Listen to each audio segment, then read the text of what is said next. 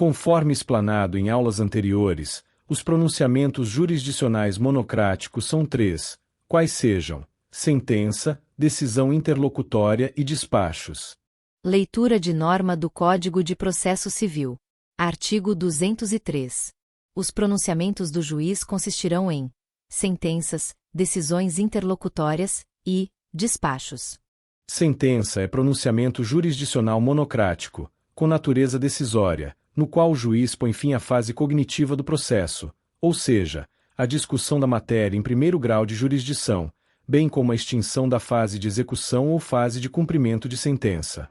Trata-se de pronunciamento jurisdicional monocrático, pois a decisão do juízo singular, pronunciada por meio de uma sentença, é fundamentada no entendimento-convicção de um único julgador. Leitura de norma do Código de Processo Civil. Artigo 203. Parágrafo 1º. Ressalvadas as disposições expressas dos procedimentos especiais, sentença é o pronunciamento por meio do qual o juiz, com fundamento nos artigos 485 e 487, põe fim à fase cognitiva do procedimento comum, bem como extingue a execução. Leitura de norma do Código de Processo Civil. Artigo 316. A extinção do processo dar-se-á por sentença. Por ter natureza decisória, a sentença é pronunciamento do julgador monocrático no qual diz o direito às partes da lide processual e encerra a discussão do objeto da lide, em primeiro grau de jurisdição, ou seja, a fase cognitiva do procedimento judicial, e também na fase de cumprimento da decisão transitada em julgado, também conhecida como fase de execução. A sentença põe fim somente à fase cognitiva do processo de conhecimento, ou seja, a de primeiro grau, onde o juízo é singular, não tendo aplicação nas outras fases de conhecimento do procedimento comum, na segunda instância ou fase recursal, quando a discussão da matéria ocorre em segundo, terceiro ou grau especial de jurisdição, e as decisões definitivas são pronunciadas por meio de acórdão. É de conhecimento notório que o processo comum pode ser dividido em 4 fases distintas: a postulatória, a instrutória, a saneadora e a decisória. 1. Fase postulatória. Consiste em atos processuais praticados pelas partes do processo. A petição inicial é o termo inicial da fase postulatória, que possibilita a contradita da parte ré, eventuais intervenção de terceiros, réplica, impugnação da parte autora e alegações finais de ambas as partes. 2. Fase instrutória. São atos processuais probatórios, cujo objetivo é intervir para instruir os autos com provas materiais e orais necessário para clarear e promover o convencimento do julgador sobre a matéria controversa em discussão. 3. Fase saneadora. Consiste em atos processuais determinado pelo julgador, que objetivam possibilitar o desenvolvimento legal do processo, com ordens para emenda ou complementação da exordial ou qualquer diligências necessária para o desenvolvimento regular processual. 4. Fase decisória. São atos processuais praticados pelo julgador, com o objetivo de por fim a lide, dizendo direito às partes litigantes. Se as partes inconformadas recorrerem da sentença, o trânsito em julgado somente será dado no colegiado, quando não haver mais a possibilidade de interposição de recurso para discutir o processo.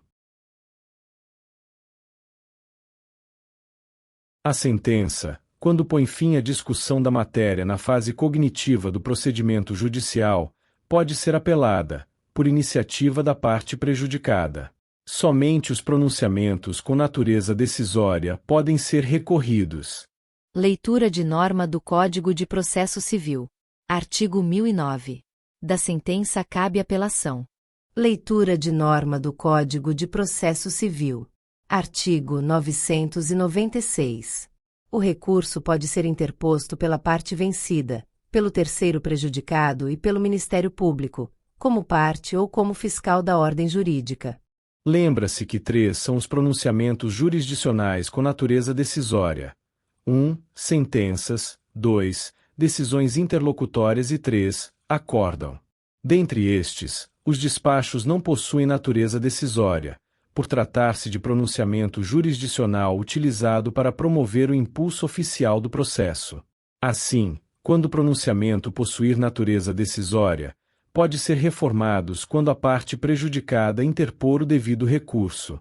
Leitura de norma do Código de Processo Civil. Artigo 2º.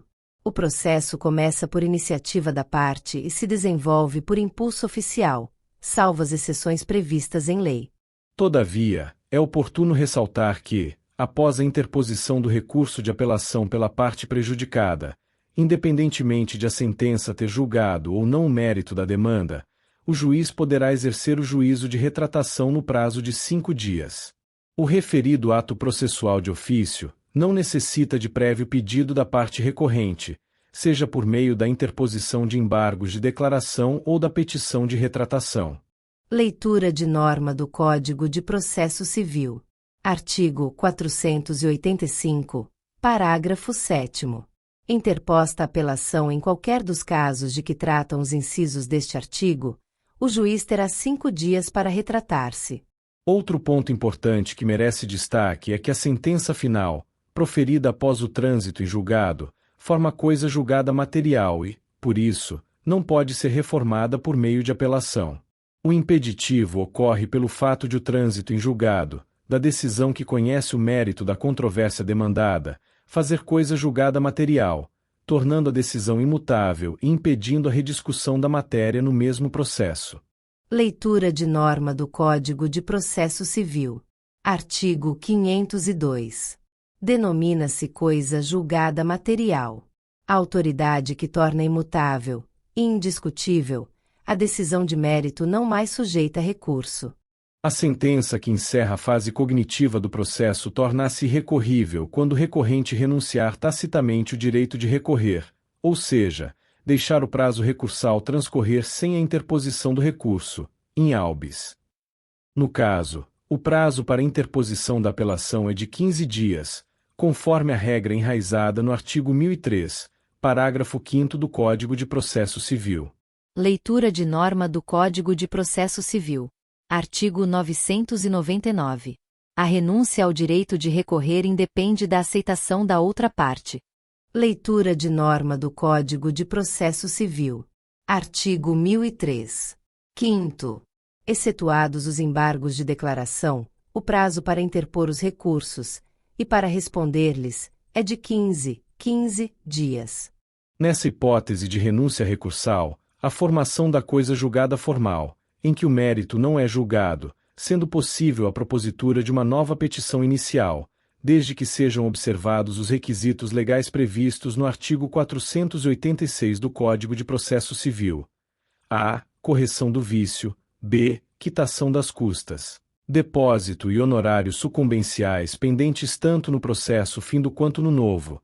E. C. Inexistência de preclusão temporal, conforme o artigo 206 do Código Civil, ou de preclusão. Lógica, como a perempção. Leitura de norma do Código de Processo Civil. Artigo 486. O pronunciamento judicial que não resolve o mérito não obsta que a parte proponha de novo a ação. Parágrafo 1º. No caso de extinção em razão de litispendência e nos casos dos incisos 1, 4, 6 e 7 do artigo 485, a propositura da nova ação depende da correção do vício que levou à sentença sem resolução do mérito. Parágrafo 2º. A petição inicial, todavia, não será despachada sem a prova do pagamento ou do depósito das custas e dos honorários de advogado. Parágrafo 3º. Se o autor der causa, por 3 vezes, a sentença fundada em abandono da causa, não poderá propor nova ação contra o réu com o mesmo objeto, ficando-lhe ressalvada, entretanto, a possibilidade de alegar, em defesa, o seu direito.